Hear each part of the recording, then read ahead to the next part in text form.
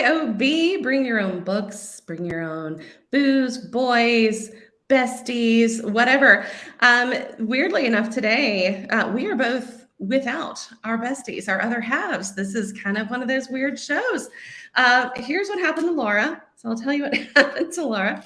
Laura is up at her property in Michigan, and she and her husband were putting sweet beets, like sugar beets, out for the deer. And he said, "Oh, they're really good. You should eat one." But they're supposed to be for the deer. So she eats one and then she eats another one because they're sweet beets and they're good.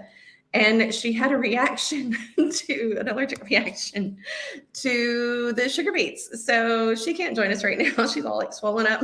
So we're minus Laura today. So we're thinking about her and her sweet beets and her life choices about trusting her husband when he says, "No, it's good, eat that." So I'm not going to do that again. So that's what happened. We are also only with half of the ladies, the And I Thought ladies. So we're winging it today, girl. Ooh, it works out great because apparently I put on the wrong bow, so I now have wings on my head now. So there we go. We are winging it, bows and all. Flap. There we go.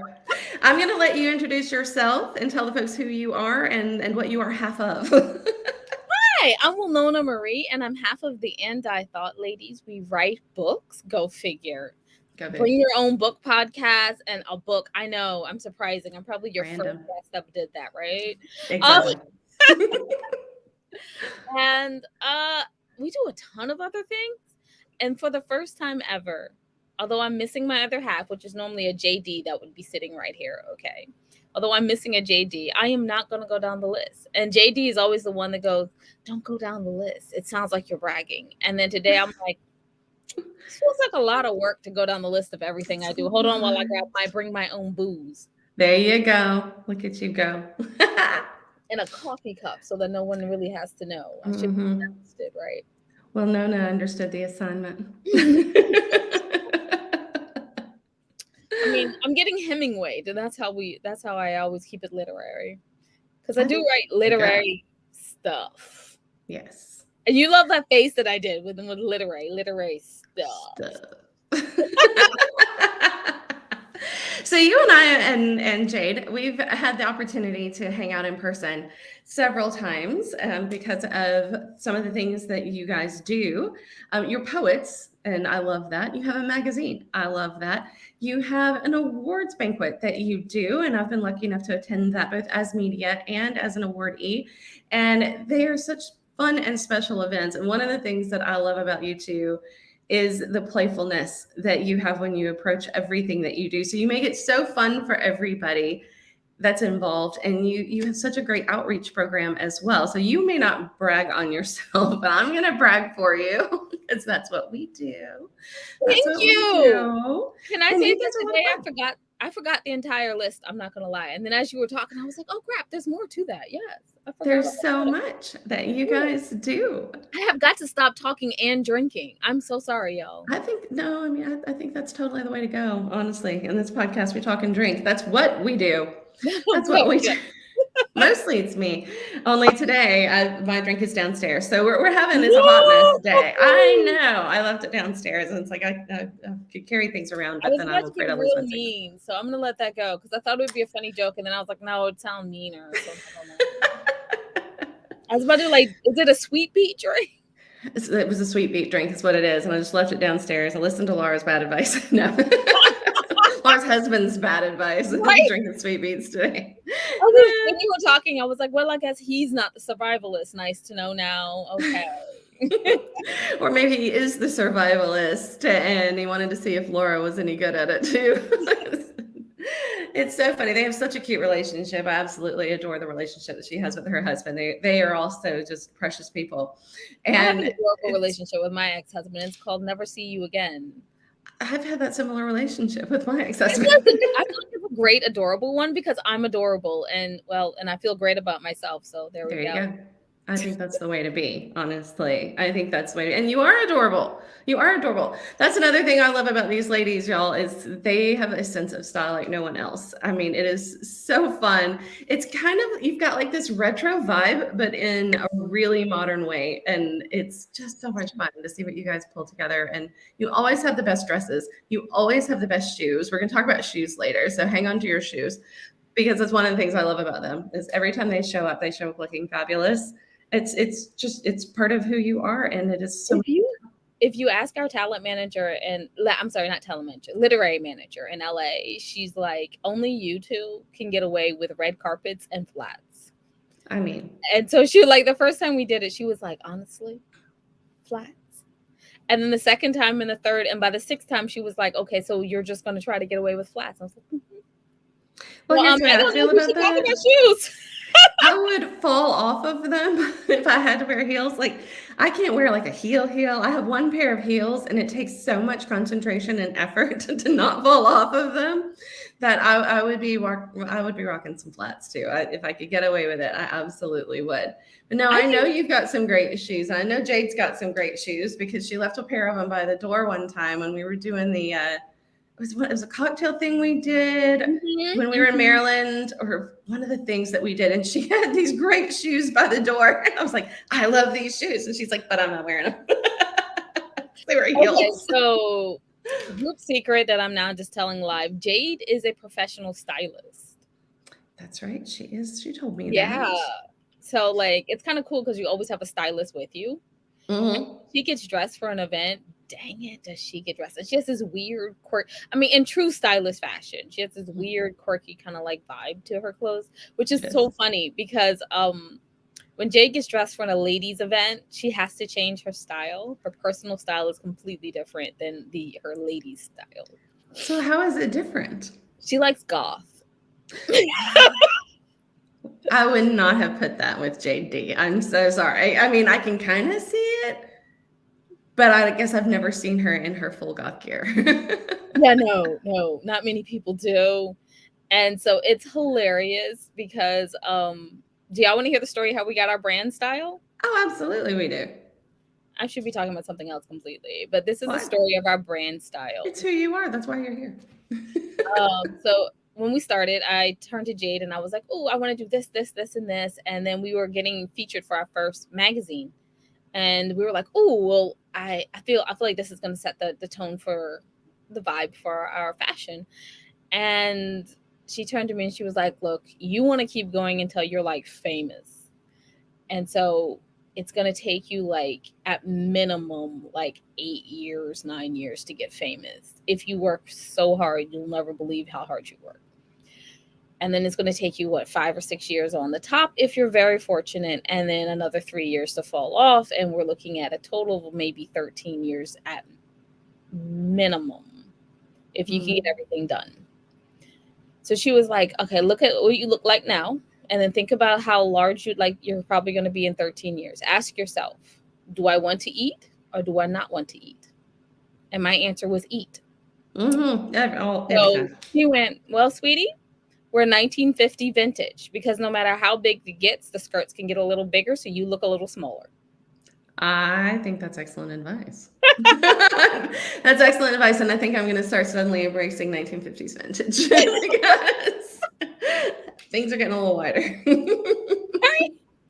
And it's been great because everyone was like, you look exactly the same. And I'm like, oh, how much bigger this skirt has gotten.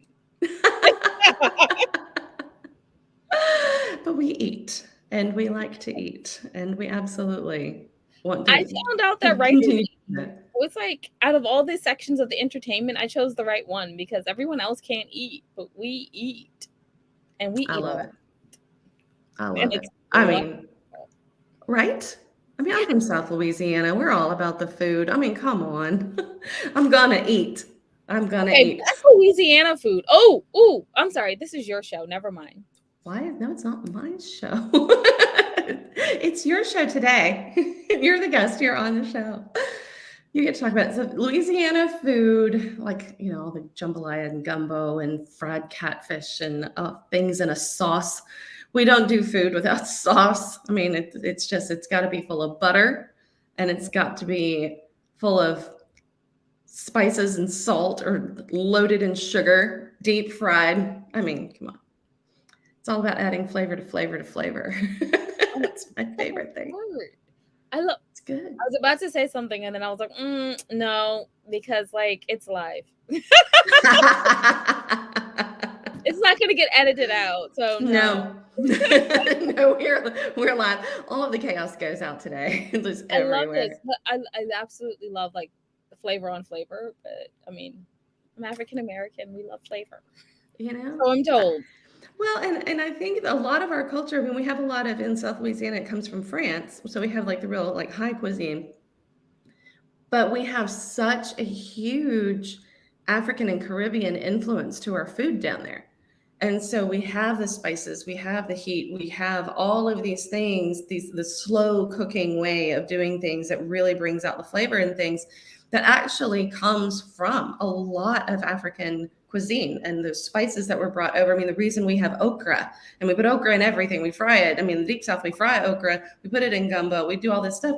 Okra came from Africa. Like this is stuff they brought over with them. And I mean, we don't like how they got there. We don't like the reason they were here to bring it, but we do like the fact that we have embraced that part of it. We have this contribution to the cuisine that we all love so much. But that's a lot of where that comes from, is that blending of cultures, especially down in New Orleans, where it was such a melting pot from all over the world. And it has developed its own cuisine, and it is so many layers of flavor. And any New Orleans chef or anybody will tell you that's what it's all about, building the layers of flavor. It should not ever just be one thing. It's the more you eat it, the more you discover. And you never really want to ask anybody in Louisiana what's in it. Probably don't want to know. And by the time they give Don't you the ask. list, it's like it's a grocery store anyway. So why bother? Just let them cook it. Just let them cook it. Let them cook it and eat it. I mean, that's really my mantra. I do a few things, but mostly I let my sister-in-law cook it. It's like, you make it so much better than I do. So As soon like as I get out of the work. my question all the time is I always have a problem between New Orleans and Chicago. I can't decide who has the best food. Although I have to admit, I've never been to New Orleans. I've Oh, only had girl. people from New Orleans cook. Oh my God, that food is amazing. Here's the And then thing. like I haven't been to Chicago. That is my spring trip. I used to work out for 4 months just to go to Chicago to eat for 8 hours a day for 3 entire days. Well, you're going to need to start your diet now if you plan to go to New Orleans the next year or so. Start working out now because we're going to pile it on. There's so much to eat and drink in New Orleans. See, I think you and Jade in New Orleans, the city may never be the same. It would be so fun. It would. And I mean, I It'd be feel so like fun. we would have a new drinking adventure. So Oh, yes. Yes. yeah, like I'm hearing everyone's like y'all like to drink, so definitely you need to stop by New Orleans, which is funny because normally it's like y'all like to drink and everyone talks about like drinks and I'm like, yeah, I actually did like champagne in Champagne, France, and Burgundy in Burgundy, France, and Scotch in Scotland, and Irish whiskey in Ireland. And because when I'm going on book tour in Europe, I might as well stop by and have a drink. You might as well. Or a few, or a couple of bottles. So, of course, a couple of bottles. So, our first stop when we go down to New Orleans, all of us, because we're going to have to take Laura with us and we're going to corrupt her as well, because this is what I do when I take people to New Orleans. We're going to have to, of course, go get the famous hurricane. I mean, you must have a hurricane. I mean, here in Tennessee, we have our Tennessee whiskey, and Tennessee whiskey it's a great thing too. Oh, I've had the whiskey in Tennessee. Good stuff. Good stuff. And yes, Lisa says you can pick up hurricanes at Pat O'Brien's and walk down the street at 9 a.m. Yes, you can. But I will tell you, and it may be a sacrilegious thing to say, you can pick up a hurricane at Pat O'Brien's, and I suggest that you go to Pat O'Brien's. But Pat O'Brien's, actually, it may be the original hurricane, but it's a mix now. And it is more like hurricane flavored Kool-Aid. I mean, with a lot of rum in it. It's as strong as it can be. But there are bars down there that mix it from scratch. That's the hurricane you want. That's the one you want. So there are a few of them that are really good, and their bartenders will actually throw it together instead of Pat O'Brien's. It's got the big vat of it, which is great. And you can get it frozen at Pat O'Brien's. And when it's really hot, you walk around Bourbon Street with a frozen hurricane. But you go bar hopping so much that, you do have to start at 9 a.m. Lisa's right. I mean, she's not saying you can. It's more of a you should get in at 9 o'clock in If the you want to morning. get everything in with the food, you should start at 9 a.m. yesterday. Well, I always say you can't drink all day if you don't start in the morning. Exactly. That's the way it works. Start with gotta admit, mimosas and a Bloody Mary. So I think I'm going to stop by my training ground first, and then we're going to go down to New Orleans. So like Vegas is one of our bigger stops for being an author, just because we get invited to do stuff in Vegas. And so we would go there quite a bit. So I'm going to stop by and get a little bit of training, and then I think I'll be ready to catch up with you, Nola, because I remember you at the cocktail party. It's very hard to catch up with you. It's hard to catch up with me. It is hard to catch up with me. Unless you gotta hang on tight. We're off to the races very early on. You give me my rum and Coke, and we just gone. We gone. Now, I mean, I grew up drinking the daiquiris down there, and one of my favorite daiquiris, because it tastes like grape Kool-Aid or like grape Diamond Tap, is the Voodoo daiquiri at not Pat O'Brien's. We're just talking about Pat O'Brien's at Jean Lafitte's blacksmith shop, and it is so purple. But it's made, and several of the daiquiris in Louisiana, down in New Orleans, you got to look at them and see what's in them. There are tequila ones, rum ones, vodka ones. There are also Everclear. And when you put Everclear in a daiquiri, you can't taste the Everclear anymore. I used to get my daiquiri in Vegas. Okay, back in the day in Vegas, they used to have the 99-cent cup daiquiris. And yes, this is telling my age. And they would have a daiquiri with rum with 151 and Everclear in it. And those were my daiquiris. Yes. See, get like a double. I would get like a two split in half. And then I would always pour a little shot of vodka on the top just to make it palatable. You're fine. We're going to be just fine, Nona. We can do this. It's the first time I had ever felt tipsy in my life. I drank like 3 of them in a row, and I went, "Oh my god, I think I feel tipsy."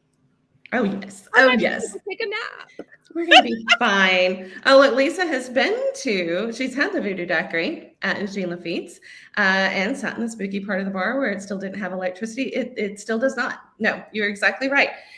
There are some, a couple of like neon lights that are kind of hung out like bar lights. But no, the bar is the blacksmith shop. And so you are sitting in basically the dark. They have one little tiny bathroom. It is the oldest bar in America. And they have made sure to keep it that way, that it still looks the same. So yes, you can walk into Jean Lafitte's blacksmith shop. It was his blacksmith shop and then became a bar.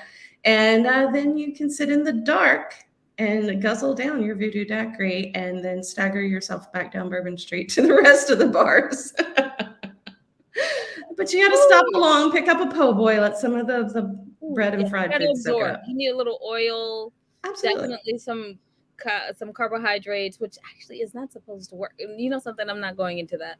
That's my biology classes for the semester. And that should be sugar. It should turn it into sugar and make it worse, but you think you need the bread, but it's really the grease that you need. But oh yes, well, we're gonna have us a good time in New Orleans when we go. But you mentioned Vegas, and you mentioned some events that you do there. What types of things? And for the people, I know what types of things you do, but we're gonna kind of pretend I don't here for a second. And you guys, you get invited to some really cool things. So you get invited out to Vegas, you get invited out to LA and Hollywood stuff. What are some of the things that kind of stand out to you as events that have been the most impactful for you, or just the most fun? Vegas is always fun because when I wake up at 9 a.m., it's 6 a.m. back home. So it's great because I'm like, no, I lied that. When I wake up at 9 a.m. in Vegas, it's 12 p.m. back home. There we go. There you go. Yeah. So now you slept in. Yeah. So I feel like I slept in. And then like I don't feel bad about like walking down and grabbing like a hurricane or one of those like, mixed drinks and then going to breakfast. I'm like, oh my God, I feel, pretty decent. But writing wise, we got invited to read out there. We got invited to teach at the Las Vegas Writers Conference. We do the Las Vegas Writers Retreat out there, where we actually hold a small conference. It's only for about 14 to 20 people, and we invite like publishing houses, we invite best-selling authors, TV producers, direct Hollywood movie directors to come out and teach you one-on-one from the first day. And on the second day, you apply everything you've done. Like, you actually get an interview done on the spot there. You pitch your book to some publishers. You pitch your book to a movie producer, an actor, and financier, like these sorts of things. Like, you go into a room and pitch, and these things you learn. And then I love that. and then overnight, we also work on you learn how to write. You also do writing exercises that day and learn from other authors how to write your book. And then overnight, you get to write with the 40-day author, the person who can teach you how to write a book in 40 days. Oh, that's cool. Hundreds of people. And so, like, once class is over, we have it at the Embassy Suites. So because there's a free happy hour from 6:30 to 7:30, and our class never goes till 5:30. Awesome. Oh, because 5:20. We have priorities. We need to get Hemingway. And then at 8:00 until whenever you're ready, you sit down with the 40-day writer, and then you like write through your book and stuff, and then you can read it and pitch it, or learn how to do all that stuff the next day. So, like, I feel like it's a very great hands-on. I like that. It's a great way to learn and then practice. And so that way you leave with a bunch of skills. I call it a writer's retreat. Every time I throw it, everyone's like, it's a boot camp. It is. I guess it is, because I feel like a writer's retreat sometimes is just simply needing the space away from other distractions to have the time to write. But this is really getting you kind of into the trenches of getting the work done with accountability. And you get the lessons as well as the time to do it. I think it sounds like it's a bit more intense than kind of that, I'm going to sit in a cabin in the woods and I'm going to write. This is, no, we have things to do. We're going to actually get this work done. I love that. Sometimes that's what we need. We need that kick in the pants. If I sit in a cabin in the woods, I'm just going to try to get a hotspot on my phone so that I can watch TV all day. I'm going to be on the front porch with a bottle of wine. You'll never see me again. Exactly. I'm not doing that. I'm going to be bothering other writers, chatting with them. But I'm like, if I'm there and I learn something, and then it's like, yo, tomorrow I got homework. I got to show up to class with work. I got to show up. Yeah. No, I love that. So to me, it's a writer's retreat. I'm supposed to be retreating, not actually working. I love it. Lisa asked a question. She wanted to know what kind of poetry you write. And our events, do you do events for poets? No, I do not do events for poets. Poets are moody. They're just too moody. No. I honestly, like, I don't do events for poets because I don't know how to teach or explain how to write poetry. It's just something I kind of do. Fair. Yeah, like, absolutely I know that I should break it down and analyze it and really figure it out how to do it. I've done like one poetry class on like improving your writing or getting your poem actually done. I did that, but that I literally winged it. Everyone said they had a really good time, and like, well, that's good. But I mean, I literally was on the set of a movie. Oh wow! I also had to teach a class, so I did it in between takes.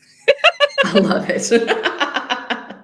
And that is what we love about the ladies. This is how they do things. We're going to do 12 things. We're going to do it all at once. Exactly. So how would you describe your poetry then? I mean, I've read some of it, and it is awesome. I mean, you do it. It's very powerful. And yet to me, it's a lot of kind of that free verse. It's got such a funky vibe to it. And but it is very soul searching. I really, how would you describe it? That's me as a reader. How do you describe it? I don't describe my poetry. I really don't. But I love how you did that. So I'm going to go with that. Okay. Plus. That's what I did. What I said. How I would describe our poetry is we talk a lot about getting through life.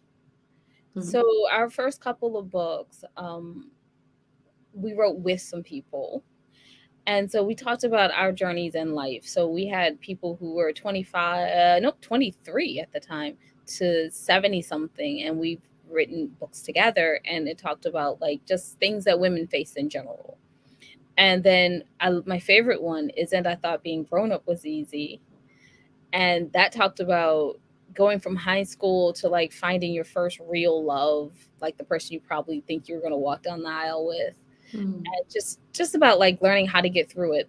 Like the American foe, like just, eating ramen noodles in college. We wrote a poem about that. I love it. Yep. One of my favorite ones. We've all done it. We've been there. We can relate, right? I mean, that's what I love about it. 25 things that you wish you knew before you're 25. So we literally went around and asked people at different ages what they wish they had known. Like if they could tell themselves anything, just one piece of advice, what would it be? And then we just wrote a poem about how we interpreted those 25 things that you should know before you hit that quarter of a century mark. And that happened because we were on a television interview in LA, and this guy was talking about how at like 20, 21, 22, you just don't really understand the world. And then at 25, people start to die. Yeah. And then things are missing from your life that you wish if you only knew. And then you recognize a lot of times you've stumbled and you made a few mistakes and you had to pick yourself up by then and figure something out. And maybe something's gone wrong in your career, but you know what life is. And you wish someone would have told you that that was heading up as a speed bump, not necessarily something that's going to really slow you down, but like those little speed bumps, not the big ones, Right. Yeah. But, and then there are those moments where you're going, God, I wish I had just seen that coming, or I wish I had known, then I would have done something differently ahead of it. Exactly. To kind of change the landscape, to keep that bump from being so jarring when I could have just eased over it if I had only known. I love that. I love that approach to it. That literally is what we try to do with our poetry, is be like, hey, if you're on this road and the road turns left and you're in this area in your life, there may be a speed bump in like 3.5 miles, or hey, there may be a red light camera at this red light. That's our poetry. It's just to remind you. Now, speaking of poetry, you've got a book that's coming out. A new book. Yes, it's already out. Oh, that's right. It is out. Yeah, it's And I Thought I Knew You. And no, this is not one about life. This is one that just happened to come across our path. It is a murder mystery done in poetic verse. I love the idea of this. This is so cool. Keep going. Tell me more, but don't give anything away. Someone came on and they said to us, they went, you can't do a murder mystery in poetry. And I went, but I think you can. So we did. It took us almost 2 years, which is weird for us because it normally takes us weeks. You guys are very, very prolific. I mean, you can do this to slow down to do that. Mostly, I think, because your poetry is so from the heart. You don't have to agonize over it as much because it flows right out of you, because it's just what's inside that's coming out. But I love that this took some time, but it was a challenge for you. You're like, no, you say we can't. Oh, yes, we can. So, like, I normally, at my max, I can comfortably produce 64 poems a week. Wow. I can't write. I can't do poetry, so that's staggering to me. So it was weird to sit down and be like, okay, I'm writing poetry now. And then be like, wait. The thing that was the hardest about this poetry book was because I write murder mysteries. Not exactly. I write mysteries. Noir genre mysteries since I was 12 years old, because poets don't get paid. At least they used to not get paid. I get paid. Anyway, but, when I started writing and I wrote poetry, someone was like, you don't get paid. So I immediately learned the craft of genre writing, because they do get paid. And I have been being paid for this since I was 12. Good for you. So I write that. I write noir mysteries with a gangster family. So it was really fun for me to take mystery and then turn it into poetry. Granted, I use poetry within my mysteries as almost like a cliche kind of thing, because it is a noir thing. So it's very cliche. And to increase the drama. And I love that. So taking the two together, the the aspect that I love the most about writing a mystery. And then writing a mystery was awesome. The problem is when you write a poem, you write a poem. It's about the subject matter that you chose and the poem is done. When you're building a story, you leave red herrings, you leave clues, you do foreshadowing.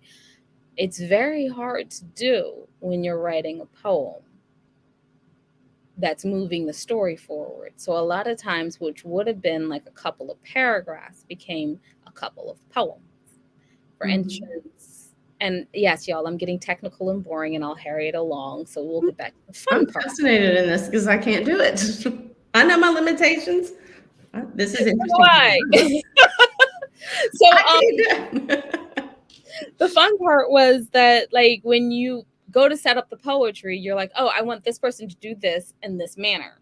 Well, first you have to introduce the person, then you have to introduce the setting, then you introduce the person in the setting with the mannerisms. And then that mannerism has to later be explained with another poem. So which would have been 3 paragraphs is now 4 poems. I see. So it's not like Beowulf. Like we're not writing one giant poem that goes through the whole thing. It's the different things that are moving. The moving pieces of the story are separate poems. Exactly. Okay. Exactly. So that was interesting because everyone knows about like Beowulf and the Canterbury Tales, and it's one long poem. And that's exactly what I did not want to do because I had already did that. At 17, someone was talking about, oh, you know, the Canterbury Tales is one long poem. It's like a couple of pages long. And for extra credit, just because my English teacher said, oh, I don't think anyone can really do that anymore, I turned in a 102-page poem with rhyming that told a story just because. I like that about you guys so much because you take on such a variety of things. And I love that it all has a common thread. It's all you guys. It's all that it's very specific to the ladies brand. And yet you do what you want to do. And it's fabulous. It's absolutely fabulous. So I know what we don't have Jay with us. So, Lisa says so mostly free verse. There's a lot of free verse in what you do, but you do some rhyming things too, don't you? Yes, I definitely do some rhyming. I do not touch haikus ever, but I do have a few questions. I've never understood them, which is so silly because I mean I know if I took the time I'd understand and I'd get it and I'd break down the syllables and I'd have it correct. But no. I think everybody has their thing, and you know, I think you found your groove. You found what you do well, and it flows from you. I think a haiku a day, and at least I'm kind of going with I'm rabbit trailing here just a little bit. A haiku a day for me would be such a challenge. And I know that haikus are so short, but I'm a novelist. I write in, you know, it takes me pages to do things. So to get it down into those little syllables or to actually take my mind off of the big picture, all of the moving parts of a story and zero in on that tiny little focused thing that a haiku would be, or even just any poem. I mean, that's really why I find poetry difficult because it's about a moment. It's a moment. And it's not, you know, it is the minutia that you're really focusing in on and finding the beauty in that minutia. And I can't do it. I wish I could. I'm fascinated by those who can, and I can't do it. I've said it 1,000 times today, but I cannot. But I think it would be interesting to kind of work on that refinement of word choice and meaning in word choice. And that might be an interesting exercise to try. I'm not going to say I would be good at it. I would be absolutely terrible. But it might be interesting to actually kind of see what it would be like to refine something down to that tiny little number of words and syllables. It would be very problem is because that was my biggest problem is because when you write a novel, you write a novel and your job is not to cut words. It's tell everything. It's tell everything, see everything, feel everything. And that's honestly one of the biggest things that I had to learn when I went from poems to novels, because I thought I was going to novels, but in turn I was really going to short stories. So when I first went to novels, it was well, where am I? How does it feel? What does it smell like? What am I touching? How do I feel on the inside? How would this character feel? What would they think? How would they say it? So like that took forever to learn. And then for this time, it was like, where's this character? How did they feel? What are they? Oh, wait, I don't need all of that. Don't need all that. Yeah. Do you mind if I read a poem? Please do. I was actually going to ask if you would like to do that. I'm glad you offered. I'm not reading one of the fun ones, though, which is really... Read whatever you want. Really not great, but so from the book, And I Thought I Knew You, this one's called Should I Call? The Narrator Asked. A cat in the tree? Oh, goodness me. Can you say that again? Static on the line to her chagrin. What's your emergency? Breathe calmly. He's drunk and cussing once more. Oh, never mind. He left out the door. There's a man with pants hanging low. That must be a crime. A crime must be, I know. My car was stolen, so did you park it on 5th Street or below? Yes, but that's the difference. But what difference does it make? It was towed. Oh, for goodness sake. 911, I have an emergency. Where may you be? In the suburbs around the way. My friend was murdered. Should I stay? So this poem would have been like what a 911 operator would deal with on a normal day. And then the actual person who is telling the story, the narrator for our story, calling in to the 911 place. I love that. That's a very powerful piece. That's amazing. Y'all are good. I mean, just to think about actually the moment of that 911 call and in a poem. You're so cool. I love you. You're so cool. We're gonna play game. One more.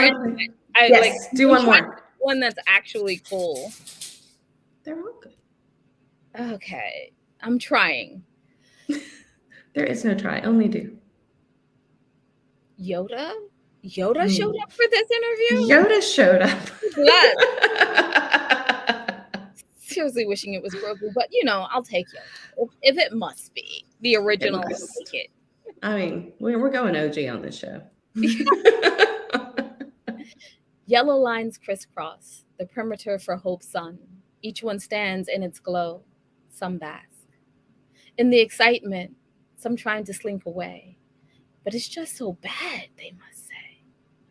Yellow lines crisscross, such a distasteful color. So loud, so bright, yet darkening Hope's door. Ladies shake their heads, yelling, "Go back, little ones!" On the fridges, the teenagers gather. Some of them chucking what knots away, wishing to slink away. But it's just so bad. They must stay. Yellow lines crisscross. Those who fear stay in their homes. Those who gossip are on their phones, but stand in fear, all alone. No one knows they know why yellow lines were crisscrossed. Screams of caution in a good neighborhood. So the caution tape, when it shows up, and what everyone is doing, because this is a good suburban neighborhood. And the poem before that was just about how perfect that little suburban neighborhood is. And then the yellow lines show up. Yes, and how the different groups react. Mm-hmm. Yeah, I tried my best, y'all. No, it's good. That is really cool. Again, it's that unexpected idea of what a poem is. We all think love, we think romance, we think, sorrow and grief and things like that. But to have that kind of that everyday life that, wherever you are, this is something you've seen, this is something you've hopefully not been part of in that particular case, this last poem, but we know what that is. We know what that looks like, and yet we don't necessarily think of the poetry that could be around it. And that is what you did.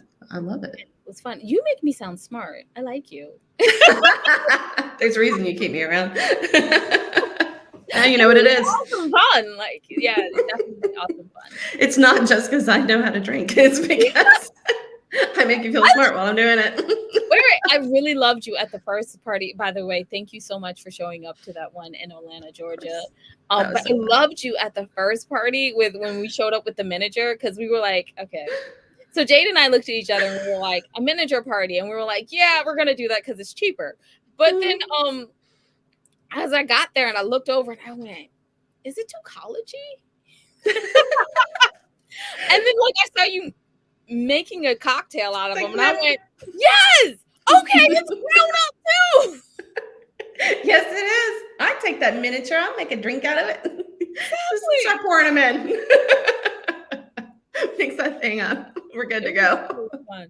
It was so fun. Atlanta was a lot of fun. I'm not gonna lie, I was a little stressed because like at the last minute it was like, oh yes, this Idris guy is coming, and I went, oh, and he's like in real shows and movies and stuff. I went, oh. He was the sweetest kid, though. I mean, super talented. His mom was adorable. I mean, what great, great folks they are. And I still follow him on social media, and I'm just so excited to see the things that he's doing. But what a just wonderful young man. I mean, just so cool. I'm still blown away by what he does. Like, I'm like, and he came out? What for? I mean, it's just us. Like, he did. Do that? It was us. And he had a good time. And I mean, he and his mom hanging out. I mean, he's a model. He's in movies. He's doing things for, was it Dior? He's doing things for like major names. This talented young man who has a heart of gold. I mean, he's just the nicest person. And you love when good things happen to nice people. And he was so supportive and had such wonderful things to say about it was about his mom when we were speaking in the event. For folks who don't know, the event that you host is all about, people who have uplifted others and who have overcome obstacles to go on and do great and wonderful creative things, or to put others in a spotlight. And it's such a great event anyway. And when Idris showed up and spoke about his mom, having hung out with her the night before and at the cocktail party where I'm mixing tiny little drinks, but having spent that time with them and just talked about, his career, things that he's doing, and just kind of getting to know them. And when he got up and he spoke about what his mother had to sacrifice for them as they were immigrating so that he could have the opportunity that he has, and the fact that as such a young man, he got it. He understood what she had done, and she had done it so selflessly and not even telling him, I'm doing this for you. There was none of that in his speech. There's none of that made him feel like, or that came across that he felt like she made sure he knew what she had sacrificed for him. He simply watched her and watched her doing what she had to do for her family. And now he has an opportunity that is so incredible. And it's because of her. And I love that you give people an opportunity to showcase that and to showcase what other people have done for other people, especially women and women of color, particularly, having that opportunity to come together with all of these people that have a shared love of literature, of writing, of performing, whatever it is that is how they shine. You give them that avenue to actually come and share that with others and share a story that maybe without that, no one would know. And yet that story can speak to so many people. When you asked me to share my story, at first, that event was the first time I had ever actually talked about that. I'd never shared that, not publicly. And to have the response that I got from that room full of people that I was sure had more traumatic experiences, had gone through more than I had, my story was not going to be powerful to them, to have them stand up in tears and feel it as much as they did. You guys gave me the opportunity to share that, but I got so much more in return. And that's because of just who you are. You make people feel so comfortable that they can share those things. And I think that comes through in your poetry. It comes through in the events that you host. It comes through in everything that you do. Everything that you write is so much from your heart. And because you share so much of that, you give others a safe place to share their own stories, and you accept those stories in others. And that's a huge talent for both of you. And that's something that I've always admired in the two of you. Those stories are, there's a poem in the first book. Actually, it's not a poem, I lied. It's It's a letter. Because ages ago, I met a young man on this random trip. I'm sorry, I hate the way my lips just curled up when I said random. Let's try emphasizing that like a lady. On this random. See, There you go. Random. Random. On this random. And we weren't even supposed to go. Our friend called us at the last minute and she was like, get in the car, let's go. It was -8 degrees, so we went. And I'm sorry I'm making this story a lot longer than it needs to be, so let me make it quicker. But I do have stories living. Mm-hmm. So get in the car, we went down there, we went to this hotel, and I had the weirdest time. Just odd. Because we have very odd times. Like vacation. They're very odd. We never tell the story. If you want to read about them, there's this book series called The Misfit Guides, and we literally tell real life stories of what's happened to us, and people go, what? Well, one of my questions for you later was going to be, tell me about one of the weird things that's happened to you on your adventure. So now we know where to find all of them, and that's in the Misfit Guides. The resume in the front, that's all things that's actually happened. So what happened to you? So we came on this trip, and it was one of those weird trips. And we show up, and my friend is really kind to this other person. And honestly, he looked like a vagabond. And he was not. He was totally not. One day I'll tell what he was, but he was definitely not. We ended up hanging out with him one evening because she just wanted to talk to him. So I was like, all right, cool, do you. And so we hung out with him till 5 a.m. And he said this really cool thing. He was like, you wear your sad stories and your abuse survival like they're scars. Those are medals of honor. You never see a general go to every battle and then be like, you know what I'm not doing? Keeping that medal up there. He was like, each and every one, just put them up there. Show the world. Because you made it through. And you know what's better? You made it through and you're still a nice person. That's it.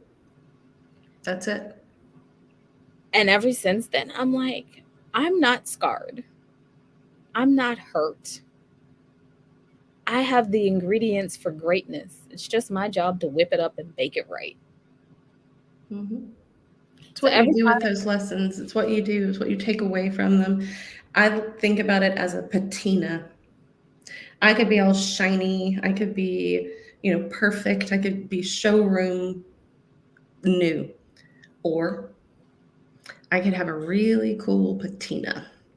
Everything that has happened to me, time, challenges, everything has added some tiny little mark.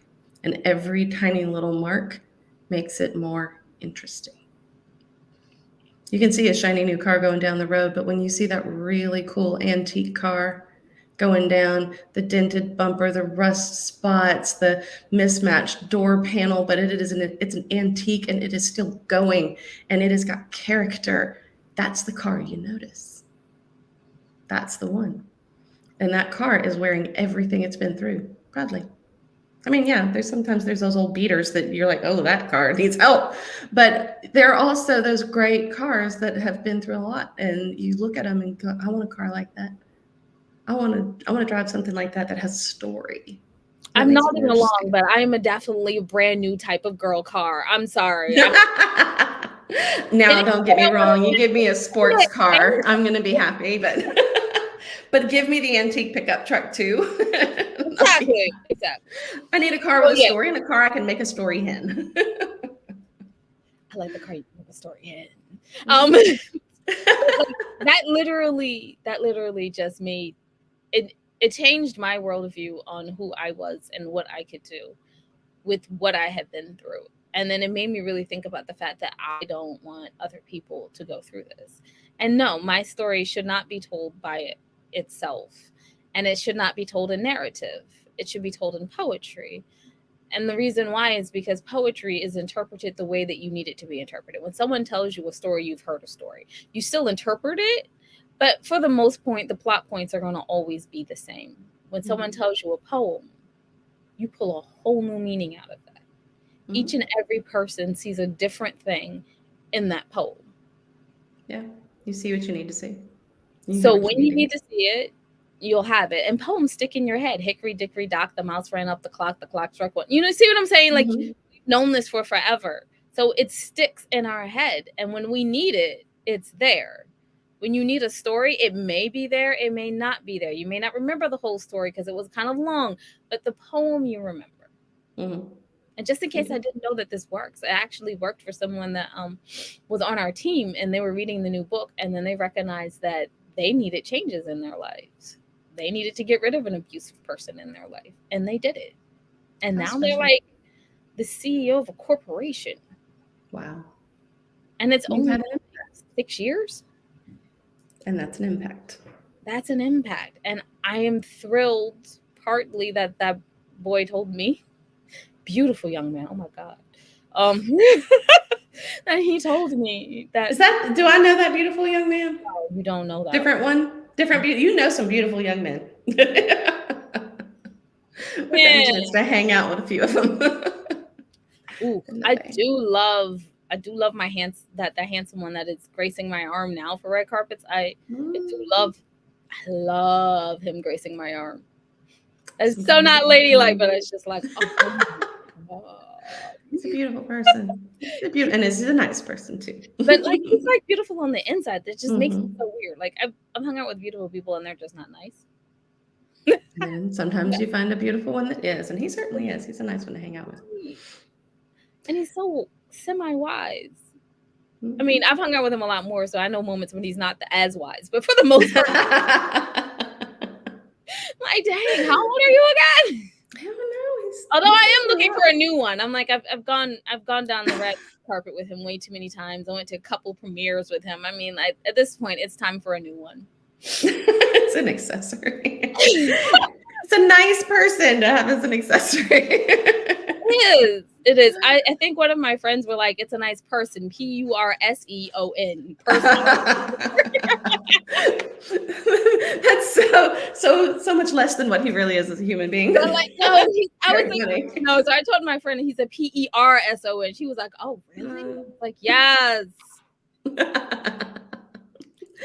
Not one Well, of I those want people. you to tell the world where they can find you guys and where they can find your work and your amazing poetry that speaks so much to so many people. So you can find out everything about your ladies at www.andithoughladies.com, and that includes our 4 podcasts.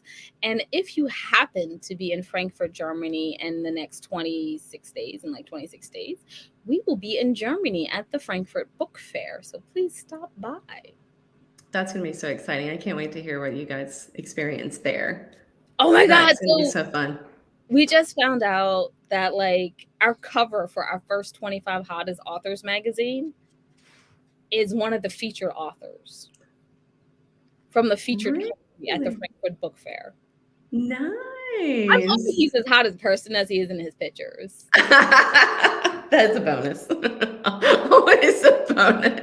I mean, but he's a terrific writer. Like he's an amazing writer in multiple languages. That's incredible. He has like books out in 3 different languages, and then he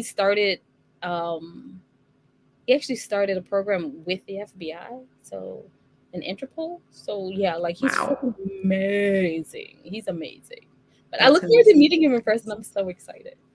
Well, I'm excited to hear about it, and I am going to let you go off and do more poetry things and do all the things we have to do. It has been a pleasure hanging out with you, Nona, and I'm sorry that we missed Jade. I'm sorry that everybody missed Jade because she's a hoot and a half too. I mean, you guys are so much fun to hang out with. You have such a great energy. Together, separate, doesn't matter. You're wonderful and precious people doing amazing things out there in the world in so many avenues. And I'm just super glad that somehow I ended up in your orbit, and I've really enjoyed the time that we have spent together today. I've enjoyed the time we spent together in Maryland and in Atlanta and all the times that we've gotten to hang out, and I hope that is not the last time that I see you and we get to do some more things in the future, because it truly is a blessing to spend time with you both. Thank you so much, Nola. Have a wonderful day, and thank you for letting us be on BYOB. Absolutely. And we'll have you back so you can both be on because we want to hang out with Jade too. Please tell her I said hello and that I'm sorry that we missed her today. Send her my best, will you? Well, All right.